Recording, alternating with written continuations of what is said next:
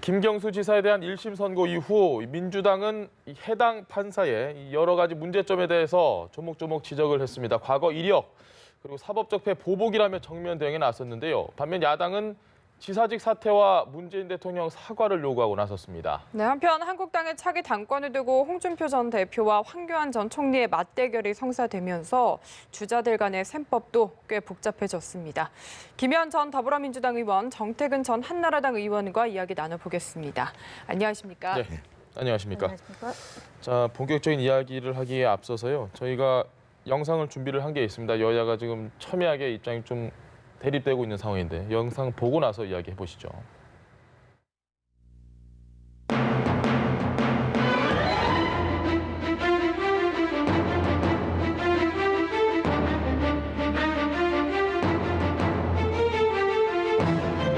사법농단 세력의 사실상 보복성 재판에 대해서 매우 유감을 표명하며 송창호 부장판사는 양승태 전 대법원장의 비서실 판사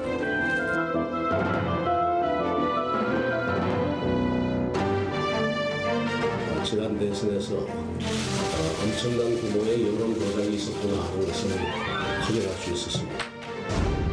앞으로 그 사건이 확정된다면 후보의 문제도 되겠죠. 당연히 되겠죠. 2017년 대통령 선거 당시 지지율 40%로 1위를 넘나들던 안철수 후보가 최대의 피해자가 됐다는 사실을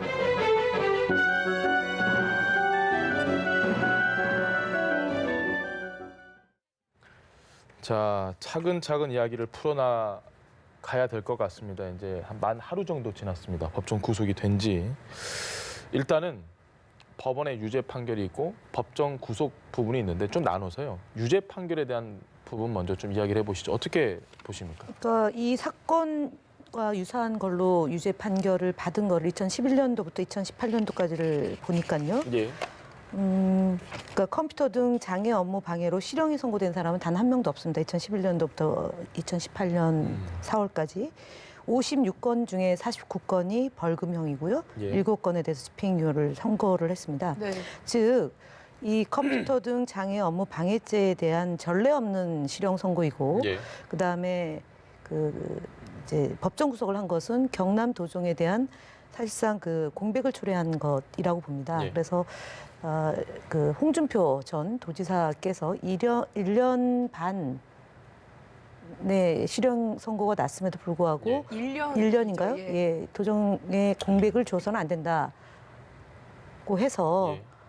그때 집행유예로 했던 걸로 기억을 합니다. 그리고 2심에 가서 무죄가 선고되고 예. 그다음에 대법원 최종 판결까지 간 것인데요. 전례가 없는 판결이기 때문에 많은 국민들이 의아해하고 이것이 다른 어떤 보이지 않는 손해에 개입이 있는 것 아니냐라는 의혹 제기를 당연히 하는 거라고 저는 봅니다. 그리고 이 알겠습니다. 사건에 대해서 처음부터 그러니까 그 특정 언론에 보도되어 있는 시점, 그다음에 특정 정치인에 의해서 이것이 계속 제보가 됐고 예. 본인들이 스스로 고백한 바도 있습니다. 우리가 특정 언론사하고 계속 주거니 받거니 하고 있다라는 얘기가 있었던 것이고요. 예.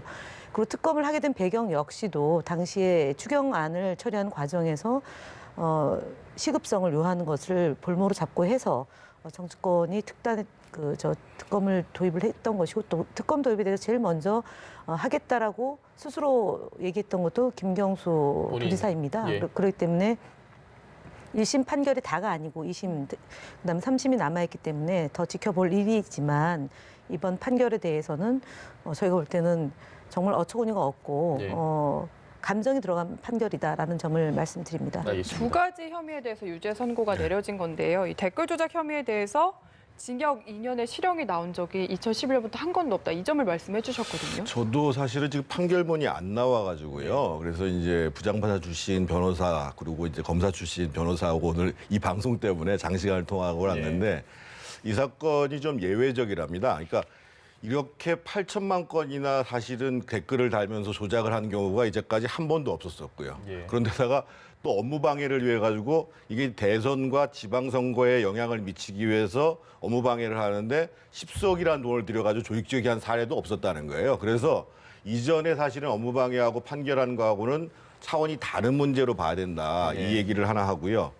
두 번째로 이제 유죄 판결이 나오게 된 결정적인 것은 뭐 오늘 계속 방송에 나왔습니다만 김경수 지사가 그 산채를 방문했을 때 드럼나무 출판사를 갔을 때 로그 기록이 있었고 3개의 라오스를 경유하는 로그 기록이 아이디가 나왔고 그게 이제 13분간의 시연이 됐는데 킹크랩 시연. 시연이 됐는데 시연인가 누군가를 보여주기 위해서 반복적으로 사용된 것들이 그 검찰에서 특검이 찾아냈다는 거예요. 그래서 그 정황을 봤을 때는 드루킹이라는 사람이 김동원이라는 사람이 이걸 누구한테 보여주려고 이렇게 한 것인데 그러면 그 당시에 있었던 사람은 바로 김경수 지사가 있었던 시간하고 일치한다. 이게 이제 유죄의 결정적인 근거가 된 거고 또 한 가지는 이제 김경수 지사가 실제로 자기 보좌관을 통해서 텔레그램 방을 삭제하라고 지시를 하게 되잖아요. 그래서 드루킹 사건이 처음에 터졌을 때 그것을 그러한 부당한 지시를 한 것은 뭔가 범죄를 은폐하기 위한 정황이다라고 이제 봤던 부분들이고요. 양형과 관련된 것보다도 지금 더 논란이 되는 게 이제 법정 구속이 됐다라는 건데 그래서 그것도 이제 그 변호인들한테 물어봤더니만 실형 선고가 되면 구속을 하는 것이 원칙이랍니다. 근데 예외적으로 구속을 안 하는 경우도 있다고 합니다. 그래서 예를 들면 제가 재판에 깊이 관여했던 정도원 의원 같은 경우도 최종심에서는 무죄가 났지만 1심에서 바로 법정 구속이 됐고 그래도 이제 그 홍준표 지사의 전례가 있지 않느냐. 그 변호사들한테 물어봤더니만 홍 지사 건은 홍 지사의 단일 범행이랍니다. 그런데 이거는 드루킹 등 다른 사람들과 연루된 사건이고 다른 사람 김동원을 비롯해 무슨 둘리라고 있고 또 몇 명 구속돼 있잖아요. 이 사람들은 사실은 사건 초기부터 구속이 돼 있는 상태고 또 지금도 실형을 받은 상태고 그런데 그거와 동일한 범죄를 저지른 사람을 도지사란 이유로 해가지고 구속을 안 시키면 이게 오히려 형평성에 안 맞는다는 거예요, 이게.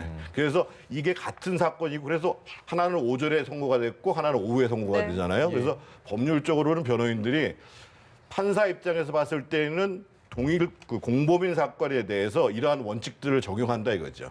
알겠습니다. 그거는 제가 볼 때는 특검의 수사 내용과 그다음에 드루킹의 내용을 다 믿는 변호사의 아마 판단인 것 같습니다. 제 얘기는 뭐냐면 드루킹이 주장한 내용이 재판 과정이든 아니면 특검 과정이든 매우 많은 상황이 번복이 됐고 사실이 아닌 게 많습니다. 특히 단적인 예로 노회찬 의원에 관련된 진술은 번복이 되지 않았습니까? 그 이제 진술의 번복이 된다는 얘기는 진술의 신빙성이 없다는 걸로 연결이 되는 겁니다. 두 번째는요, 이분이 그 딜을 했던 것도 흔적이 발견됐습니다. 그 이제 옥중에서 메모장이 발견됐고 그 메모장에 자신과 함께 구속됐던 그 사람들에 대해서 어떻게 진술하라라는 내용까지 포함된 것이 발견이 됐습니다. 그래서 이렇게 탄핵당한 내용조차도 다 유죄 입증을 가지고 지금 말씀하시는 거고요. 지금 얘기했던 댓글에 8천만 건이라고 얘기했는데 그게 무슨 근거인지는 제가 잘 모르겠고 여튼 좋아요 눌러진 거예요. 킹크랩에 의해서. 그것이 어떻게 댓글입니까? 어쨌든 간에 공감이잖아요. 공감과 비공감이라는 거고 그것이 기계가 작동이 되고 있다라는 것 때문에 저희가 작년에 당에서 그 매크로가 작동이 되고 있고 부당한 여론이 운영되고 있다라는 점 때문인데 지금 앞서 얘기했던 것도 지방선거에 영향을 미쳤다고 하지만 그때 김경수 의원이 10건의 URL을 보냈던 것은요. 지방선거와 관련 없는 시점도 있었고요. 그다음에 대선하고 관련 없었던 시점도 있습니다. 그래서 10건과 관련해서는 실제로 관련된 것은 7건밖에 없고 댓글의 수준도요. 그것이 김경수 지사가 보낸 것이 댓글의 수준이 3,000개 정도의 댓글입니다. 그렇기 때문에 전체 여론의 0.7%의 영향을 미쳤다고 볼 수 있는 것이고요. 또 하나는 상위, 그 여론에 영향을 미치는 상위 100번 안에는 이 드루킹이 들어가 있지 않습니다. 그렇기 때문에 이 여론에 의한 선거에 영향을 미쳤다라는 판결 자체가 과도한 해석이다라는 점을 말씀을 드리고요. 그다음에 또 하나가 100만 원을 줬다는 게 결정적 증거였던 거 아닙니까? 근데 100만 원이 줬다 안 줬다 이것도 흔들렸기 때문에 이것은 인용조차도 안 됐어요. 어저께 판결문 주문에는요. 그렇기 때문에 지금 판결문을 전체로 보지 않은 상황에서 지금 정태근 전 의원님도 예단을 너무 빨리 하시는 측면이 없잖아 있는 거고요. 무슨 예단을 해요? 제가 얘기하는 것은 그 변호사의 주장을 빌어서 본인의 얘기를 말씀을 하시는데 그렇지 않은 상황도 있다는 얘기가 제가 말씀을 드리는 거고 그다음에 그 공범이기 때문에 구속을 해야 된다라고 얘기를 하지만 이것이 공범인지 아닌지도 아직 더 진행을 봐야 되는 겁니다. 그래서 무리한 구속이라는 점을 저는 계속 말씀을 드리는 건데 공범이기 때문에 구속된다. 그렇지 않습니다. 네. 제가 이 말씀을 하나 드려요. 저는 사실 판결을 세세하게 말씀드리고 싶지는 않은데 어제 어떻든 재판장이 판결을 한 거예요. 예. 판결을 어떤 근거로 했다는 걸 제가 말씀을 드릴 건데 자꾸만 재판장이 봤을 때는 아니, 판결의 그게 근거도 중요하지 그건 들어가 있지 않습니다. 아까 얘기했던 아니 내가 이거 말씀드리는 그 얘기가 네, 아니고 재판장은 그런 정황을 갖고 유죄 판단을 했고 예, 예. 그래서 법정 구속이 왜 필요하다라는 걸 내가 설명한 거예요. 알겠습니다. 어쨌든 사법부의 판단은 나왔고요. 민주당도 그렇고 김경수 지사도 그렇고 굉장히 지금 이 재판의 공정성 자체가 의심된다라는 입장인데 성창호 부장판사가 양승태 전 대법원장 비서실에서 2년 동안 파견을 냈다. 이게 영향을 미쳤다고 보십니까? 일단은 지금 그 양승태 전 대법원장과 관련되어 있는 사건에 예. 연루되어 있는 것은 명확한 거 아니겠습니까? 검찰 조사도 받았고. 예, 검찰 조사 받았고요. 그다음에 이제 25일로 예정되어 있던 선고 기일을 예. 30일로 연기하는 것이 미심쩍다라는 지적이 나오고 있는 거 그거는 양승태 그 전 대법원장이 23일 날 구속영장이 발부됐고 24일 날 구속영장이 쳐진 거지 않습니까? 그래서 구속이 됐죠. 23일. 예. 네. 그리고 또 하나가 이제 시중에 많은 분들이 의혹 제기하는 것 중에 하나가 검찰의 포토라인을 만들었음에도 불구하고 대법원 앞에 섰던 이유가 대법원에 남아있는 본인의 후배들이나 아니면 대법원에게 일정 정도의 자신을 보호해달라는 메시지이다라고도 지적이 됐습니다. 이미 네. 그건 이미 됐던 것이기 때문에 25일로 예정되어 있던 선고 날짜를 30일로 연기한 건 연기할 수도 있습니다. 그거는 뭐 여론도 봐야 되는 거고 그때 변수가 생겼는지에 대한 영향을 판단해 보아야 하기 때문에 그건 예. 전적으로 판사의 판단임은 맞지만 공교롭게도 23일, 24일, 25일 요 시기와 그다음에 30일이 같은 날짜에 또 앞서 얘기했던 오전, 오후로 나누어서 공범을 입증하기 위해서 공교롭게도 재판 날짜를 받지 않았느냐라는 의혹 제기는 합니다. 저는 2번에 걸쳐 재판을 받았는데요. 지금 이 댓글에 대해서 이제 실형을 내린 것은 과연 표현의 자유 영역이 있느냐 없느냐도 다툼의 소지가 있는 건데 네. 지금 야당에서 이것이 마치 대통령이 알았을 법하다라는 지적과 함께 대선에 대한 공정성 시비를 하는데요. 국가 권력이 개입된 사건이 아닙니다, 이거는. 그래서 명확하게 그것 2012년도에 국정원과 기무사와 경찰이 관여돼서 당시 국정원장이 1심에는 무죄가 났고 다른 그러니까 증거가 나와서 이제 유죄 확정을 받았는데요. 그런 사건과 마치 같은 결을 갖고 있는 것이냐 주장하는 것은 제가 볼 땐 매우 부당하다라고 김의원님, 봅니다. 제가 네. 드린 질문에 이걸 꼭 한번 여쭤보고 싶습니다. 성창호 판사가 과연 이번 김경수 지사 재판에 양승태 전 대법원장 구속 뭐 이런 부분 아니면 그 이외의 다른 부분 어떤 식으로든 감정이 섞여서 재판 결과 자체에 영향을 미쳤다고 보십니까? 저는 판결문을 봐야 되겠지만 네. 어저께 판결 주문을 낭독하는 내용 중에 듯하다, 것이다 이런 식의 판결문은 제가 볼 때는 이례적이다라는 점을 말씀을 드립니다. 그러니까 그러니까 물론 뭐 최근에 판결을 내린 판사들이 다 증거에 입각해서 판결을 내리지는 않았다 하더라도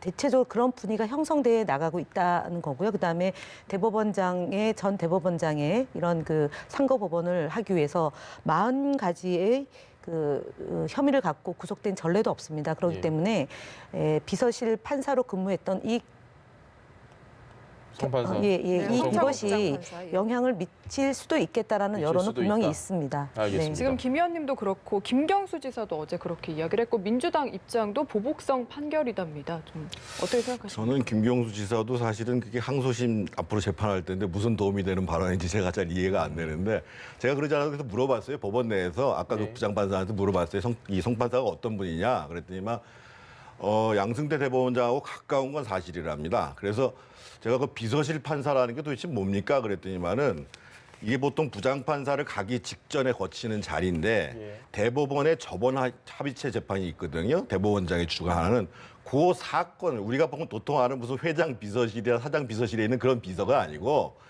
대법원장실에서 대법원 전원 합의체로 넘어가는 그 재판에 대한 사건 검토를 하는 판사라는 거예요. 그래서 그런 걸로 이제 보복 감정적이 섞였다 이런 거는 좀 말이 안 된다고 그러고 일반적으로 송 판사에 대한 판단은 그 굉장히 법리에 밝은 사람이라고 얘기를 합니다. 예. 그래서 사실은 이분이 이제 박근혜 작년 7월 달에 박근혜 대통령 관련해 가지고 8년형을 선고받은 것. 예. 그리고 이제 뭐 조윤선이나 김기춘 씨를 구속시킨 거 이런 거 나왔을 때는 예. 민주당에서 다 존중한다고 얘기를 했었죠. 그래서 법리적으로는 상당히 법원 내에서는 아주 법리에 밝은 사람이다. 이런 판단인데 저는 좀 그 지금 이제 1심 판결이거든요. 예. 아까 제가 말씀드렸습니다만 홍준표 그 전 경남지사가 그 당시에 1심에서 1년 6월을 받았고 예.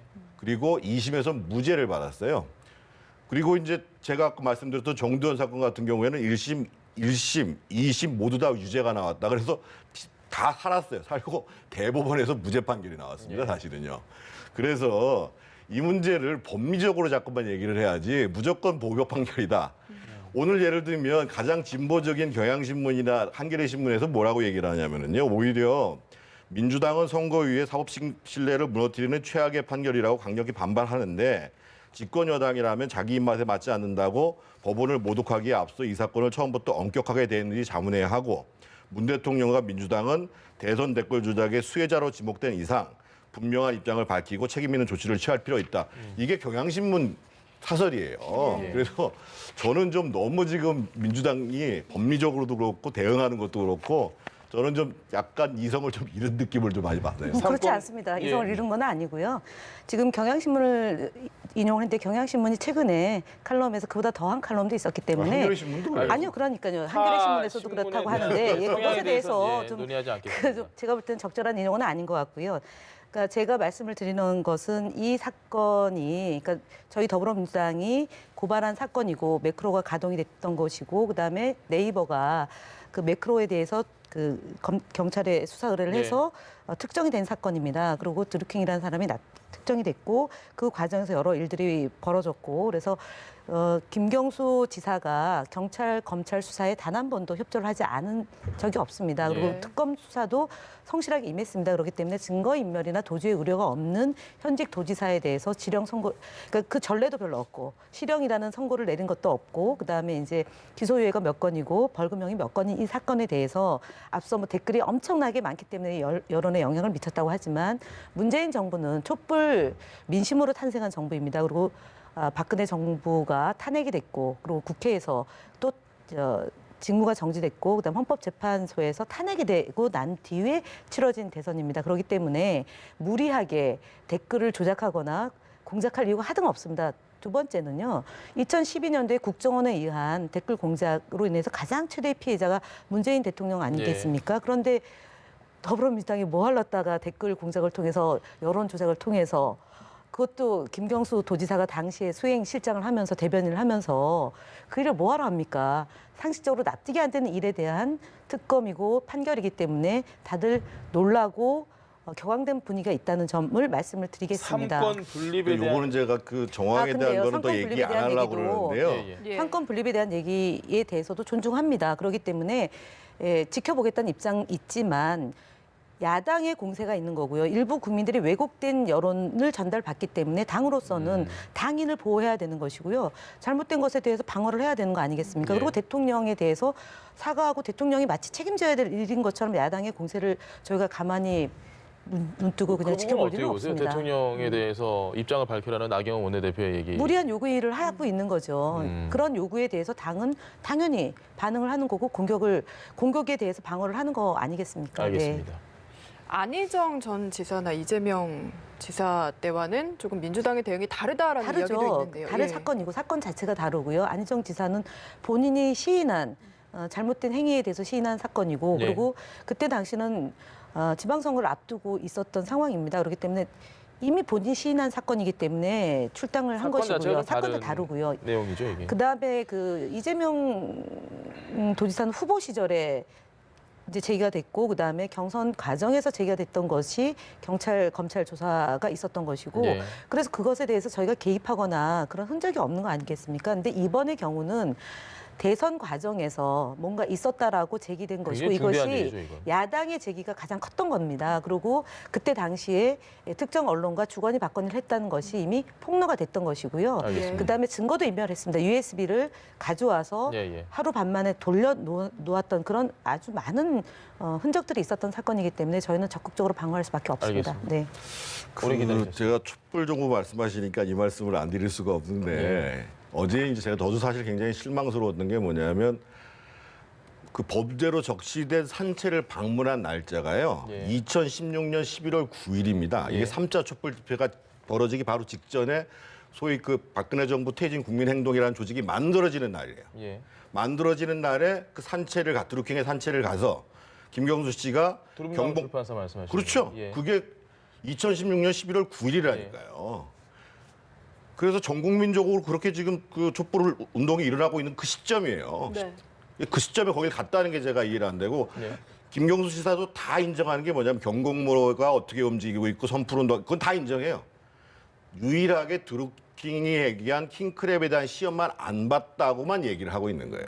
선풀은 그리고 범죄가 아니니까요. 두 번째로 얘기를 하는 거 말씀드리고 싶은 건 예. 뭐냐면 예를 들면 오늘 지금 민주당에서 심지어는 지금 사법농단 판사들 탄핵 얘기를 꺼내요. 근데 이 송창호 판사 같은 경우가 아까 검찰에 조사받는 게 참고인 조사를 받은 네, 겁니다. 맞습니다. 그리고 지금 법원에서 이분이 왜 재판을 계속하고 있냐면 법원에서도 이분을 징계할 수 있는 거리가 지금 정확지가 않은 거예요. 근데 법원 내부에서조차도 지금 징계했으면 이 재판 안 했어요. 그러잖아요. 근데 법원 다른 법원장 아니고 현재 이 정부 들어서 취임한 김명수 대법원장 체제 하에서도 이분이 임종원 사무처장의 그 공소장에는 이름이 명기됐지만 법원 내부에서도 징계할 방법이 없는 거예요, 이 사람이요. 예. 그런데 지금 이 판결이 있으니까 탄핵을 한다? 이게 어떻게 합리적인 수가 있단 말이에요, 자, 기본적으로. 저기서요. 지금 김경수 의원이 당시엔 의원인데 11월 9일 날 산채를 갔다. 예. 2016년 11월 9일이면 박근혜 대통령이 탄핵이 될지 안 될지 전혀 예상치 못했던 상황입니다. 10월 달에 이제 최순실의 맞습니다. PC 예, 그 예. 태블릿 PC가 나왔고 한 3차 정도의 그 집회가 진행되는 상황이고요. 그리고 11월 9일에 방문한 것을 문제 삼으면 이때는 범죄가 저지러지던 시기가 아닙니다. 그리고 알겠습니다. 경공모라는 경제 민주주의를 위한 그 온라인과 오프라인에서 활동하는 단체에서 와달라고 초청을 해서 간 것이고요. 그 이외에도 많은 정치인들과 뭐 강연회도 있었고 방문도 있었습니다. 그래서 간 것을 범죄시 여기는 것은 제가 볼 때는 그것이야말로 이 사건을 바라보는 시각을 단적으로 보여주는 것 아니겠나 싶습니다. 이 사건의 문제는요. 본인이 도와주다가 인사청탁을 했습니다. 무리한 인사청탁을 했고 그 인사청탁이 반영이 안 되니까 드루킹이라는 사람이 공격하기 시작한 겁니다. 김경수 도지사를요. 예. 거기서 사건이 발단이 된 거지. 그 이전에 아무 문제가 없었던 합법적인 활동, 합리적인 활동까지 의심해서 왜 갔느냐.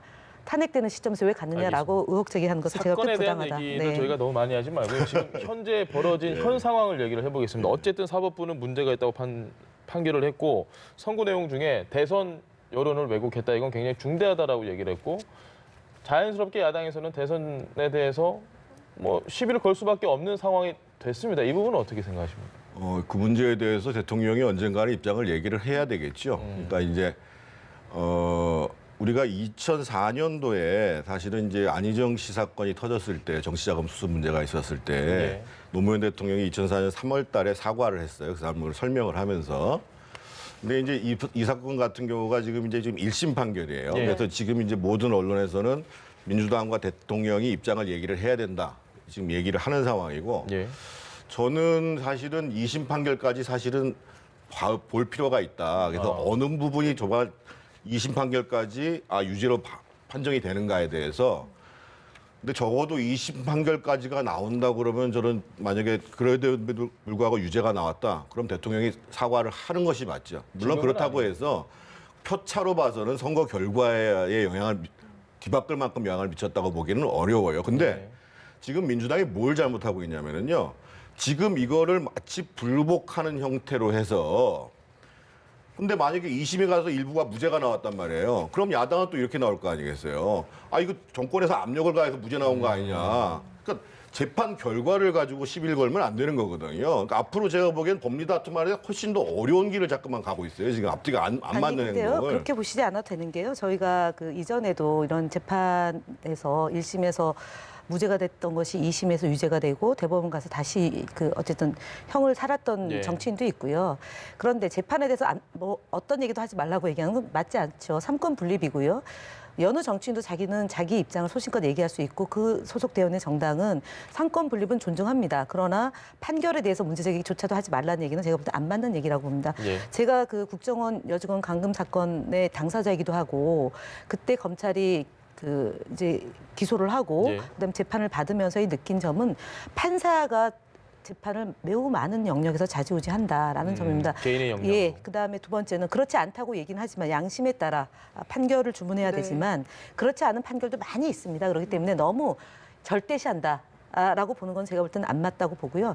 예를 들어서 제가 두 번째 재판 받을 때 개인 사정을 얘기해서 그렇지만 제가 정말 좀 이렇게 사적인 사심이 있는 판사를 만났으면 아마 1심에서 무죄를 못 받았을 거다라는 게 상황입니다. 그렇기 때문에 어떤 증거를 가지고 이 사람을 정말 명확한 증거를 가지고 판결을 했을 때는 승복합니다. 그러나 듯하다, 보인다라는 식의 그 애매모호한 표현으로 판결 주문을 했을 때는 승복하기가 매우 어렵습니다. 그것은 그 누구도 마찬가지라고 봅니다. 그래서 증거에 입각해서 그러니까 예를 들어 시연을 받느냐 없습니다. 증거가. 그렇기 때문에 이 킹크랩 시연 받고 승인했다라고 하는 이 재판부의 판결은 명백히 잘못된 판결이다. 왜냐하면 제가 재판장에 재판을 관람을 했습니다. 그때 증인으로 나온 사람이 시연을 했다라는 얘기를 확증적으로 얘기하는 증인이 아니었습니다. 증인마다 다 의견이 다르기 때문에 이것은 증인마다 의견이 다르면 탄핵돼야 됩니다. 저도 그 증인마다 의견이 다르기 때문에 판사가 그것은 존중하지 않았습니다. 그렇기 때문에 이 여러 사람들의 의견이 일치돼야지만 그것이 증거로서 가치가 있는데 그 증거로서 가치가 없는 것으로 판결을 했기 때문에 저는 항변할 수 있다고 봅니다. 알겠습니다. 네. 어쨌든 지금 1심 선고만 내려진 상태인데 앞으로 경남지사직을 즉각 사퇴해야 한다는 주장이 야권에서 나오고 있습니다. 이 부분은 좀 어떻게 생각하시나요? 민주당 주장대로 하면 사퇴해야죠. 민주당이 이전에 홍준표 지사가 1심에 판결 났을 때 사퇴하라고 그랬잖아요. 예. 그럼 뭐 민주당 주장대로 하면은 빨리 사퇴하셔야죠. 사퇴 안 했잖아요. 근데. 아니 제가 그러니까 말씀드리는 건 그 얘기하는 사퇴 안 했으니까. 제가 말을 좀 하도록 얘기하시고요. 그러니까 저는 일관된 입장을 견제하라는 겁니다. 기본적으로. 그러니까 사실은 그 홍준표 지사 때도 사실은 재판 결과를 또 지켜보는 것이 사실 맞았지요. 예. 근데 그때는 사퇴하라고 또 얘기했단 말이에요. 근데 지금은 또 반대로 야당이 이제 자유한국당으로 바뀌어가지고 이분들이 사퇴하라고 얘기를 하는 거예요. 적어도 저는 2심 판결도 유죄가 났다고 그러면 사퇴를 요구하는 것이 맞고 본인도 도의적으로 사퇴하는 것이 맞다고 봅니다. 그런데 이전에 본인들은 사퇴하라고 얘기했다가 그분이 사퇴 안 했으니까는 뭐가 문제냐 이렇게 얘기를 하는 그렇게 거는 얘기하지 않았어요.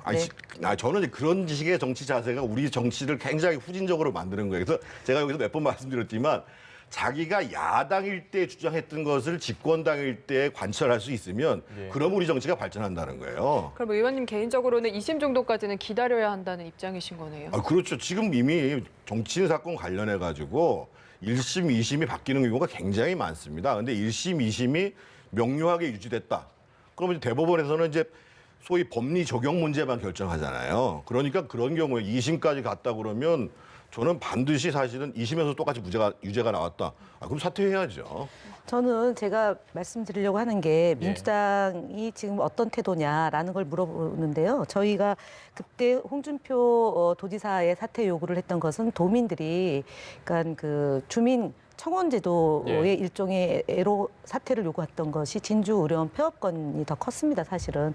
그리고 성완 정권에 대해서는 1심에 유죄가 나고 2심에 무죄가 나고 대법원 최종 심이 났지만 여기서 또 우리가 눈여겨볼 지점은 있습니다. 그러니까 그 시간에 함께 있었다라는 증언이 나왔기 때문에 무죄가 된 겁니다. 그런 점을 말씀을 드리고요.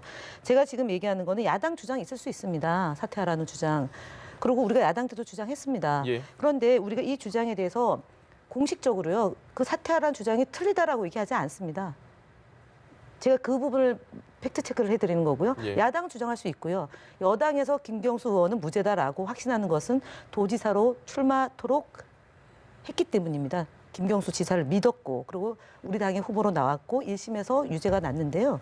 2심, 3심을 보겠다는 겁니다. 그렇기 때문에 야당 주장 내지는 뭐 문재인 대통령에 대해서 얘기하는 부분에 있어서 주장은 하시라. 그러나 그 주장이 맞는지에 대한 것은 저희가 입증하겠다라는 점을 말씀을 드립니다. 그래서 지금 제가 얘기하는 건 홍준표 도지사가 사퇴해야 된다라고 주장한 것은 도민들의 주장이 더 훨씬 컸었다 당시에는 그 제가 말씀드립니다. 말씀드리는 네. 거는 그 당시 민주당도 잘못됐고 지금 자유한국당도 둘 다 잘못하고 있다는 거예요. 그래서 지금 냉정하게 2심까지 법리 다툼을 잘 해가지고 그 판결을 보자 이거예요. 우리 법원이 왜 3심제를 만들어 놓고 있어요? 그 김경수 지사 관련해서 이것만 얘기를 마지막으로 드리겠습니다. 박범계 의원이 오늘 오후에 타 방송사에 나와서 이 관련된 이야기를 쭉 하는데 굉장히 조심스럽고 아주 절제된 대응을 하더라고요. 그런 걸 보면서 혹시 민주당 내에서 지도부에서 이제 굉장히 이게 이제 공정성에 문제가 있다라고 얘기를 하지만 민주당에서 또 다른 목소리를 가진 분들도 혹시 계실까? 이 부분은 어떻게? 제가 그 방송 나온 거는 직접 보지 못했고요. 예. 오기 전에 페이스북에 쓴 글을 봤습니다. 왜냐하면 사건이 첫 보도가 나오고 그다음에 이 사건을 어떻게 접근해야 될지에 대해서 가장 상담을 많이 하고 의견을 공유했던 당사자입니다. 그렇기 때문에 아마 무거운 책임감과 이 상황이 이렇게 된 점에 대한 미안함이 그 페이스북 글에 미안하다. 그리고 지금부터 다시 시작이다라고 예. 한 글을 봤습니다. 그래서 아마 그런 점 때문에 좀 신중한 태도로 방송에서 말씀하지 않았나 싶습니다. 마찬가지로 저는 저대로 이렇게 강하게 말씀드린 이유는 예. 사건을 제일 보도를 접했고 그 네. 사건을 처음부터 끝까지 다 눈여겨 들여다봤습니다. 그래서 예. 지금 짧은 시간에 모든 얘기를 드릴 수는 없지만 제가 그 이번 사건의 이제 드루킹 사건을 그 국정원 재판과 그다음 세월호 사건을 두 개의 재판을 경험하면서 느꼈던 이런 그 증거가 얼마나 중요하느냐에 입각해서 김경수 도지사 사건을 들여다봤기 때문에 제가 자신 있게 좀 더 강하게 주장을 할 수 있다 이렇게 말씀드리겠습니다. 알겠습니다. 저희가 시간이 많이 흘렀는데 한국당 이야기도 해봐야 할 것 같습니다. 사실 홍준표 전 대표가 어제 출마 선언을 했는데 김경수 지사에 많이 묻혔거든요. 근데 솔직히 저는 지금도 완주를 하실까라는 거에 대해서는 조금 그 의문점이 남는다고 봐요. 결국은 이제 아까 말씀하신 대로 양강 구도가 된다고 하면 완주를 하실 가능성이 큽니다. 근데 오늘 사실은 아까까지 제가 그 출판 기념회를 다 체크를 못했는데 아까까지는 사실 오세훈 전 시장이 지금 명료하게 얘기를 하지 않았거든요. 네. 근데 그 얘기는 무슨 얘기냐면 현재 상태로 봤을 때는 상대적으로 황교안 전 총리가 당심에 있어서도 그렇고 여론조사상에 있어서도 우위를 점하고 있는 것이 좀 분명한 상황이거든요. 네. 근데 이제 적어도 홍 전 대표는 양강 구도를 만들면 그러니까 이제 그 지금 전당대회까지 과정 속에서 사실은 이제 여러 가지 황교안 전 총리에 대한 문제 제기를 하면 거기에 대해서 황 총리의 대응 능력을 보는 거거든요. 예. 그러니까 약점이야 여러 가지가 있을 수 있는데 모든 정치인들이 그렇잖아요. 그러니까 대응 능력이 잘 되면 사실은 수성을 하는 거고. 근데 막 스텝이 꼬인다든지 이렇게 되면은 저렇게 해가지고 지금 야당 지도자를 잘 하겠느냐. 뭐 이렇게 공격이 갈 수가 있다는 거죠. 그래서 결국은 홍 대표 입장에서 보면 양강 구도를 계속 유지하고 가느냐, 그렇지 못하느냐. 이게 이제 이번 전당대회 때 상당히 분수령이 되는 거죠.